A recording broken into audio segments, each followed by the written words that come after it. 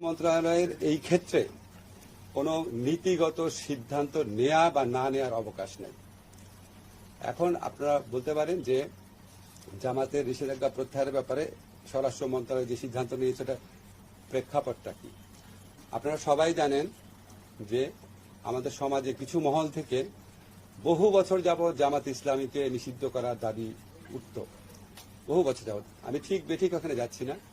আওয়ামী লীগ কখনোই এটা করে নাই, কখনোই করে নাই। 15 বছর ক্ষমতা আছে, কখনোই করে নাই।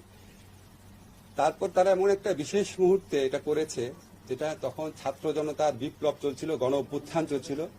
তারা এই ছাত্র জনতার গণ অভ্যুত্থানকে সন্ত্রাসী কর্মকাণ্ড, জামাত, বিএনপি, জঙ্গিদের সন্ত্রাস এইভাবে আখ্যায়িত করে এই আন্দোলনকে নির্মমভাবে দমন করার চেষ্টায় রত ছিল।